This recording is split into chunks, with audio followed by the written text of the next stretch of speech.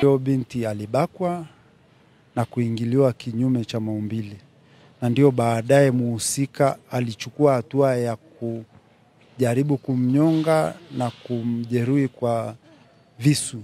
Jeshi la polisi mkoani Arusha linamshikilia kijana mmoja Emmanuel Molele, mkazi wa kata ya Sokontu wilayani Arumeru mkoani Arusha, kwa tuhuma za kumuua binti wa kazi Hadija Hamisi mwenye umri wa miaka 16, huku akimbaka, kumuingilia kinyume na maumbile na kumshambulia na kitu chenye ncha kali kilichosababisha kifo chake. Jennifer Esau ambaye alikuwa amemwajiri binti huyo amesema kwamba binti huyo alikuwa na siku 10 tu tangu alipomwajiri kwa ajili ya kumwangalia mtoto wake, lakini ameshangazwa na kitendo hicho alichokifanya mtoto wa dada yake. Jina langu naitwa Jennifer. Nilikuwa naishi naye mtaa wa Nambere. Hebu tuambie, huyu binti ulimchukua ilikuwa ni muda gani? Nilimchukua tarehe 22 mwezi wa pili. Nikampokea stendi, nikampeleka nyumbani kwangu. Akawa ananiangalizia mtoto wangu. Nimeishi naye kama sio kama msichana wa kazi, nimeishi naye kama mdogo wangu. Maana huyo kijana alikuwa ni nani kwako? Huyo anayedaiwa kumuua huyo Hadija. Kijana ni mtoto wa dada yangu upande wa mangu mkubwa.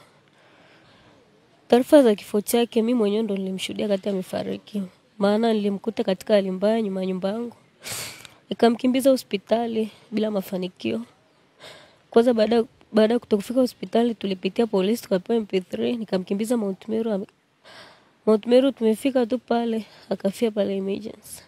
Mwili wake ulikuwa ukiwa na majeraha yoyote? Mwili wake ulikuwa na majeraha, amevimba uso, ametobolewa shingoni. Na pia katika uso alikuwa na jeruhi kama amepigwa panga. Miaka 16. Ndio. Na umekaa naye kwa muda gani? Nimekaa naye kwa siku 10. Siku 10 tu. Ulishawahi kubaini kwamba huyo kijana anadaiwa kuhusika na hilo tukio, walishawahi kuwa kwenye mahusiano ya kimapenzi, au huyo binti alishawahi kuambia kwamba pengine alikuwa anamtaka lakini huyo binti akawa hajamkubali? Hajawahi kuniambia kama ana mahusiano naye, kwa sababu kila anayemtongoza hata kati anaenda kuchota maji huwa ananiambia bana kuna dereva tu ananifuatilia. Huwa ananiambia nifichagi chochote.